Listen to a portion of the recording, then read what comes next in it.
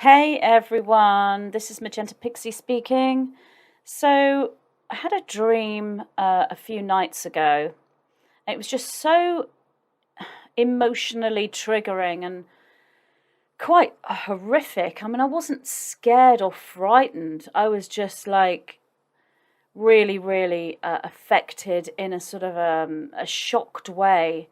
And it just played on my mind the rest of the day. I just kept seeing the images. And it was still playing on my mind the next day a little bit, although it had diminished as I was doing exercises to kind of move away from the images of that dream. They were just so powerful. And I've been taking some time to sort of process what this dream might mean. It was a very short dream, but very profound. It was almost like I'd been given a window into watching something that was actually occurring. And I'm still not sure if this is an actual thing that's occurring, if I actually did have a window into something that was actually happening, or if this is a metaphor for something that's actually happening, or potentially both. So I've thought in the last few days, do I share this dream with people? Because it's just so horrible. But then I thought, well, for me to have such a profound dream, and I've shared so many of them before, I should share this. Everything I experience that's not deeply personal, then I should be sharing because that's what I'm here to do. So I have decided that I will share this dream. But it is horrible. It's not nice. So if you don't want to listen to something really horrible, then switch off now. But if you're intrigued and you want to know what it is, then carry on listening. So as I said, it was a short dream. It was like I had a window into looking at something. So I can't remember what I was dreaming beforehand, or if I even was dreaming beforehand. All I remember is vividly being aware and being taken into this space where it was like this scene opened up and I could see this scene going on. But I couldn't just see. I could actually feel the feelings and emotions of all the characters in the dream simultaneously.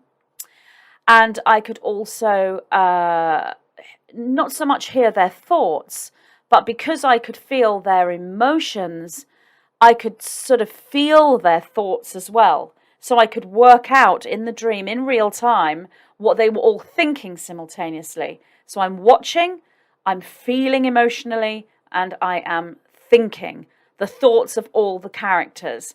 There were 4 characters in the dream, with a 5th character coming in, and I could feel the emotions of all of them simultaneously in the moment. And this has happened to me before, where you have a very short dream and then you process the information afterwards, which takes much longer, which is why I took the whole day and some of the next day to process these images, because when you are sensing the emotions and the thoughts of 5 characters simultaneously, that's a multilocational consciousness. One step up to omnipresence. It's not omnipresence when there are just 5 characters. It's multilocational. When you move out of that and back into linear consciousness when you are awake, then you have to separate out each of those 5 characters and then remember what they were feeling and thinking in order to make sense of the images and the metaphors and process that within the linear brain when you're awake. So this is why I've taken a few days to talk about this. So I've got this scene and I'm looking at these 4 characters. Now these characters were not human. They were what I would call animal. However, I haven't seen any animal like these characters in my life. So if they're actually real, if I actually did see something real, then it's either taking place somewhere at the bottom of the sea or in some underground cave or in some other environment that humans can't get to, or maybe a few humans can get to. I don't know what these animals are Or this could be taking place right now on another planet. I could have been seeing life forms from other planets outside of Earth. But obviously, this is metaphoric deeply, as well as me seeing something. I do feel it was both, but I'm not fully sure about the first. I am fully sure that this is metaphor for what's happening now. So this first character was the largest character. So I'm going to try and explain to you what kind of animal she was. She was female. She looked like a cross between a seal, a dragon, a small whale, or a very large fish. She was mammalian, and it did not seem, as in she was a mammal, and it did not seem as though she was underwater, because I couldn't feel or sense water, but I guess she could have been an underwater animal, because I was watching, I didn't sense the water either, but I didn't get the feeling it was water, but it could have been. So this is a seal, dragon, fish, sort of jelly-like being. I didn't notice any fur. It was kind of like a large amphibian, reptilian, fish-like creature. Now, I could feel the feelings of this creature. This creature was service to others. It was beautiful and loving and deeply, deeply emotional. And this creature was giving birth. It was in the middle of labor and giving birth, and it loved its baby. And it couldn't wait to give birth and nurture its baby after all these months of pregnancy and the tough sort of labor that this beautiful female, unusual looking creature was going through. Okay, so that's number one of the characters. There were two other characters right by and sort of on her belly as she was in labor. These were much, much smaller, and they looked like big, fat snakes. But they were not like snakes of any snake I've ever seen. They were really fat. They had like eyes, and they had like teeth like snakes. And they were just like long, sort of sausage-shaped, dark black, snake-like creatures with a thinner sort of tail at the end that sort of tapered off. I have no idea what this creature is. I really don't, so I can't really give it a name other than sort of snake is the nearest thing, but it was too really fat for a snake. Some kind of lizard without legs, maybe, I don't know. Or even a weird kind of fish or some kind of eel, maybe. I really don't know. So they were on the belly of this creature while she was in labor, and they were sort of maneuvering around her belly. Now, I could feel what they were feeling, and what they were feeling was just simply, it's really hard to sort of put into words what their emotion was, but it was kind of like, we have to do this. And not even that. It was just like, this is a thing in front of us, and this is what we do. There was no sort of thought of being evil or of manipulation. It was just like, this is what we do. This in front of us is the creature that we, feed from, if you will.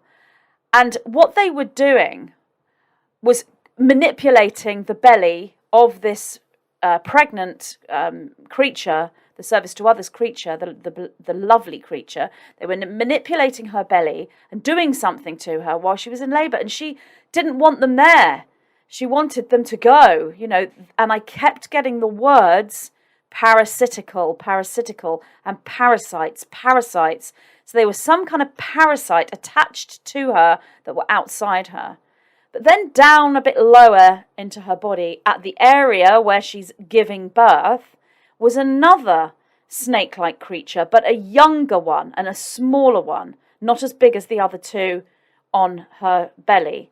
This one was younger and smaller, and its only thought was, it's hungry, it needs to eat. And it was just basically, feed me, I need to eat. And that was it. There was nothing else. There was no service to others. It was pure and absolute service to self, as in, I need to eat, feed me. That was it. There was no thought of anything else. This younger snake didn't even care about the other two that were manipulating the belly. Now, those two that were manipulating the belly, their main agenda was to feed the younger member. It wasn't even as if they loved the younger member. It was just that that's what they must do, like it was a program. But they weren't artificial intelligence. They weren't sort of robots or, mechanical. They were organic beings, but they had a sort of a thought process and a mindset that was very sort of AI based. It was a case of, we must feed the younger member of our group. That's what we have to do. And there was no sort of thought about it. So the two of them were manipulating her belly, and the other one was waiting at the other end, close to the two by her belly. She was a much bigger creature, and they were these three smaller parasites, and the smaller one was waiting right by, where she gives birth. So then what happened is the baby that she was giving birth to sort of half came out and was half born. And it was definitely a fish, but it was like no fish I've ever seen in my life, but I knew it was a fish. So what that is related to regarding water and everything, I don't know. I have obviously thought of different things to analyse, and I'll talk about that afterwards, but it was definitely a fish, but it was like a cartoon fish because it had big eyes and a sweet little smile, and it was as cute as anything. And it was really, really sweet. And the mother loved it, and it loved the mother. And they were sort of telepathically joined. They could feel one another's feelings. And this little fish came half out and opened her eyes and instantly saw the three parasites and the parasite waiting right by her, obviously to eat her. And she was scared. And so her fear was sent to the mother. Now, the mother had the capability. And you can imagine how I took so long to analyse all this from a very, very short, few seconds or minutes of dream. It took me all day to work out what they were all feeling. The mother had an ability to be able to draw the baby back into her womb to safety. She didn't have to give birth. So I know that isn't really possible that I'm aware of in mammal species here on this planet, and as a mother myself, I certainly know that that's not something that I would have been able to do when I was giving birth. But apparently this being could sort of draw the baby back into her womb to safety. So this is what she wanted to do. When she realized that the parasites were there wanting to eat her baby, she sort of stopped the contractions and was drawing the baby back in. And she would have been able to do that had these two parasites not been manipulating her belly. And that's what they were there for. Because the baby, or the smaller one, the younger member of the parasite group, could have just waited and taken the baby. Those other two were there. And this is what was so horrific about the dream. Their sole purpose for being there was to force this mother to give birth when she didn't want to give birth. The mother wanted to draw the baby back to safety into her womb. And she would have been able to do it and control her contractions and bring the baby back inside her if she'd been left to do it.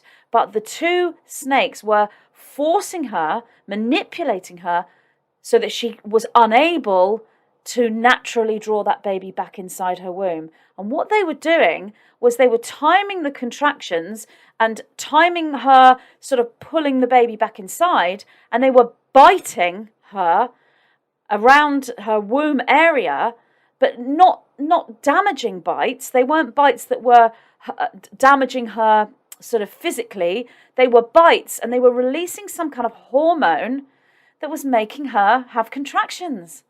So she's trying to draw this baby back into her womb to safety, but they're biting her and releasing this hormone that's making her give birth and making her contract and making her push. So she couldn't stop herself giving birth. And this was what was so horrible, watching it. And I'm thinking, this poor mum is trying to draw her baby back inside to safety, and they are biting her, releasing this hormone and forcing her, manipulating her to give birth. And the mother couldn't help it. She just couldn't stop pushing and couldn't stop the contracting because of the manipulation from the two snake-like parasites. And she felt like a failure. This was what was so sad. She didn't think to herself, oh, these parasites, it's their fault that they've done this to me. All she was feeling is, I've failed my baby. So I did say that this was horrible, and it really is. And I'm feeling all of this inside me, as I'm watching this. Anyway, eventually she gives birth to this beautiful little fish-like baby.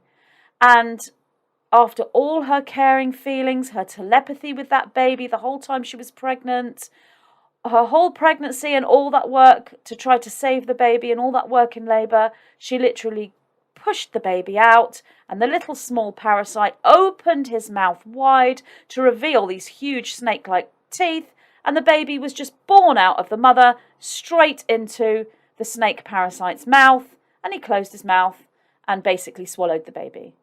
And then I opened my eyes. And I remember lying there thinking, what on earth have I just dreamt? I'm like, why would I dream something so horrible? And this is another reason why I haven't shared this, because I'm thinking, is this something really deeply wrong with me? Have I got some massive deep trauma in my mind that I'm having this horrific dream? It's just like, why am I dreaming this sort of stuff? So obviously I took the whole day, and it wasn't even as if I tried to process this. I was actually I had no choice really, because the images just kept coming up, so that I would actually process the meaning of this dream, because I just couldn't get the images out of my mind. And the only thing that was taking the images away from me, so I could go back to normal functioning, was to process it. So the first thing I came to was, no, this isn't something deeply within me and coming from my own personal trauma. This is something that is occurring now globally, and I'm a conduit to bring that through, just like all the other messages. Because I was able to move through it quickly, and had there been trauma in me, that would have been massively triggered, and I probably would have suffered greatly over the next few days with the triggering of my own trauma. So that hasn't happened. I kept getting the images, but there wasn't really any, I didn't feel any deep sadness or regret or fear at all. It's just that I felt what they were feeling. And I just thought afterwards, oh my goodness, that was just horrible. That is horrid. But I didn't allow my own personal feelings to come into it. So I know it's not my own personal trauma, and it's important to get that out there. So this has to be, therefore, a metaphor of something that's occurring now. And if that's the case, then it's a message to be shared with everyone, which is why I am talking about it now. So I'm now just going to give you my impressions of what I processed. And then, if any of you have any additional points to add, or any extra thoughts that maybe I might have missed out, as you have very kindly helped me before when I had the whole black umbrella dream. I had so many fantastic comments. Obviously, comments aren't open on my main platform for reasons that I'm sure you're all fully aware of. But I am on Telegram, I am on MeWe, I am on Instagram, and I'm on Gab, I'm on Minds, and I will also post this up on BitChute, Rumble, and brand new Tube. I had to disable comments on one of my alternative platforms, but the other two are still going. So you will be able to find somewhere where you can write a comment. I recommend Telegram probably above everything, and MeWe's really great as well. I love Gab as well, but I haven't got that many followers on there. But I love the energy of Gab. I love Minds as well. So, find me somewhere if you really feel that, I've missed something out. Or you can go onto my website and find the contact page, and you can send a message. So, if you have anything extra to add that you pick up from these images, I'd be really interested to hear what your opinion is. But I'm now going to share with you the things that I processed. So after going through the whole sort of, is it my own trauma and what's wrong with me and why am I dreaming such horrific things and am I turning into Stephen King and all this sort of stuff, once I got through all that, I started to analyze the meaning here. And on the sort of physical level, I guess one of the things, and it's only part of this, but it is the consuming of life, of the young, of others. So we could be looking at the whole sort of, vegetarian and really plant-based vegan philosophy here, where, we do eat the young of other animals. I mean, that's an obvious sort of presentation. But I feel that that's just one level of this presentation. There's so much more to this. And obviously we have an individual, let's say, who's created something for years and years, put all their work into it, put all their effort into it, loved that creation. And then you have parasites that just feed off that creation. They make their living, their money, their whole sort of lifestyle from the creations of others. So this is occurring and has been occurring on this planet for a long, long time. There is a parasitical energy. And for me to have this dream now, when things are ramping up, I think that that's quite significant. So I think being aware of the parasitical energy is important. But also the whole sort of service to others, service to self, energetic, polarized positive, polarized negative. So what you have here is creation, love of the creation, the desire to nurture that creation. And then you have the parasitical service to self, which is the absorption. We do not create, we absorb the creations of others. And many will say feed on, but really the energetic is absorption, creation, absorption. Radiation is the same thing as creation, because you radiate outwards and absorption is drawing inwards.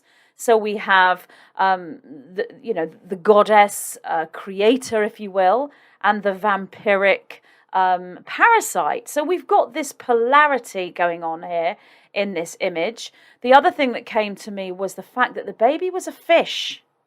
Is this the birth of the, Piscean age? Do we have I don't know that much about astrology. I'm a complete beginner. I do get images and messages from the nine about astrological situations, but that's not really my forte, so I don't really know. But is there a Piscean situation going on right now? And we could go further than that, because we are looking at the birth of the fish, as in the birth of the environment for the fish would be water, the sea, the ocean.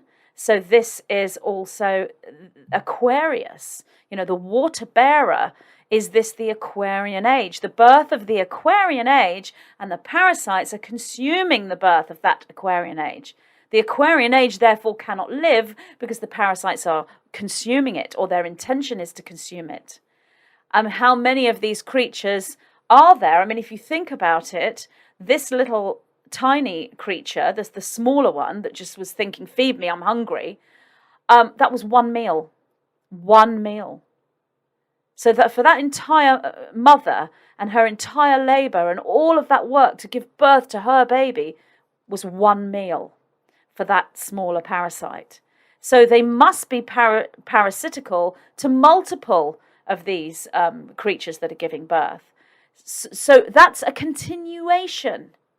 So that's what's been going on for a long time in order to feed these parasites, these little sort of parasitical entities. So as we go into the Aquarian age, the birthing of the Aquarian age, whilst this wasn't presented in the dream itself, in any of the visuals, in my analysis, I am seeing that is there a change here? Is something happening? Are these parasites holding on so much to the prevention of the Aquarian age because they know that they won't be able to be fed anymore? They can't consume anymore because the Aquarian age is a different frequency, a different energy. Well, the answer to that is yes as well, and I've spoken about that. So they were the things I sort of mainly came across in the analysis. And the other thing I would add regarding the birth of the fish, the birth of the creature that lives in the water, and these could have been all water creatures, the whole thing could have been underwater. So we're looking here at the energy of the ocean and the seas, and the ascended entity that sort of guards that frequency, if you will, is Poseidon or Neptune, that holds the Trident.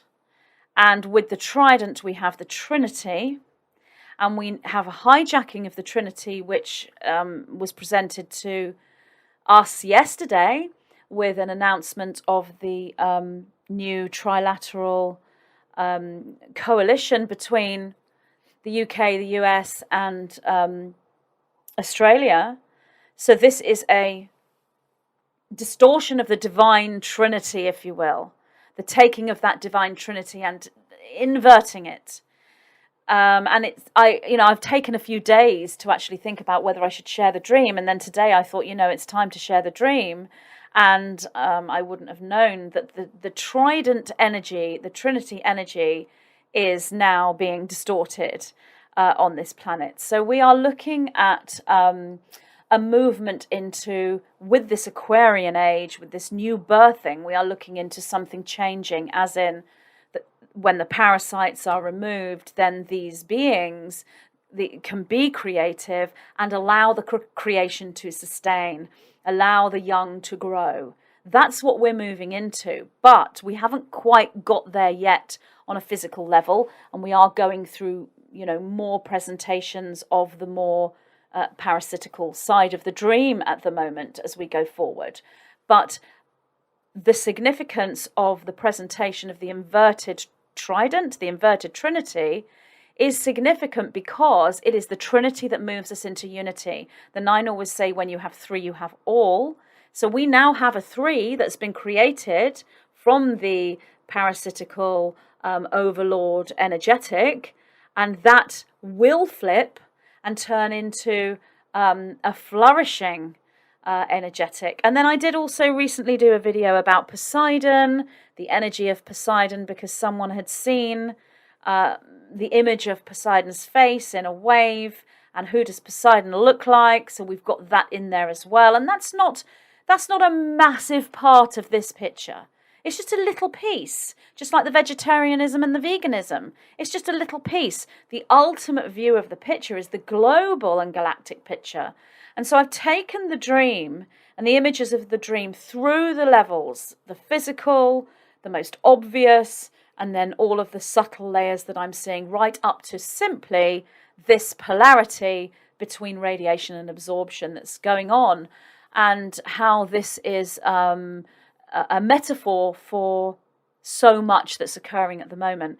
So yes, it was a really horrible dream. And you could also look at the sort of juice program as well, because this female mammal didn't want to do something, but she was bitten, and so that created a hormone that affected her womb, and then she gave birth. So we have got the juice program sort of energy in there too. So with this really, really small dream, there was very intense, profound imagery, and I've analysed it as best as I can. But again, that's a short analysis, a short process, and that's why I'm asking for all of you to perhaps, if you see something different, if you are relating this image to something different, then it would be really nice to share that, and I can sort of go through those responses wherever they come in on social media or to my contact form. I can go through those responses, and any that jump out at me, share those. Because one thing that did come to me again today, and it's been coming to me for the last 13 years and before that, but certainly for the last 13 years that I've been online, and that is that you are each a piece of the puzzle. So originally the nine was saying you each have a piece of the puzzle. You each hold a piece of the puzzle, and together you put that jigsaw together to make the bigger picture. Now they are saying you each are a piece of the puzzle. You are the jigsaw piece. you, because everyone has their part to play in what is occurring right now. There is no person that is out of this. And Cat's Magic, we were talking this morning, and Cat's Magic said to me, it's like a play coming together. Every person is a significant member of that production, whether they have one line to say in one scene, because that one line might be so significant it changes the course of the entire play, or whether they're a lead character that's on stage all day. Obviously, we use a lot of sort of theatre analogy when we talk, because we met through theatre and we did a lot of productions together. So we use the theatre analogy when we're talking to one another. And, I completely agree with him. Every person is a significant character in the global unfoldment of the story that is Ascension Earth. So that's my dream of a few nights ago. Yes, it was horrible. Thank you for sticking with me and listening to the end. And if you have any comments to make or any insights, then you can find me on the social media sites I mentioned, and I'll be, very happy to read what you have to say. Okay, thank you for listening, and lots of love to everyone. Bye.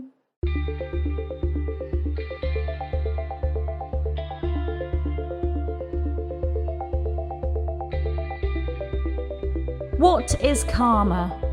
Are there ways we can balance this and become karma-free? Is there a particular nutritional plan we should follow for ascension? Do we increase our karmic balance by eating certain foods? How can we utilize sex magic to work with karma and move through ascension? There are many lessons we can learn from the peoples of ancient Lemuria, a civilization that existed before our known history on planet Earth.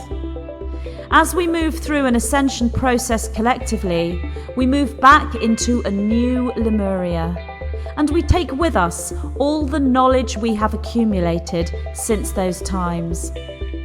In this transmission from the white-winged collective consciousness of 9, key codes are presented for cellular memory recall, linking the reader beyond Atlantis and into the harmonious frequencies of the first physical civilization on the Earth, Lemuria. The 9 respond to questions using the Lemurian way as a template. Key-coded responses trigger activations within the reader as they receive the wisdom codes, standing as rainbow warriors of Gaia, moving into abundance, alchemy, and Stargate ascension.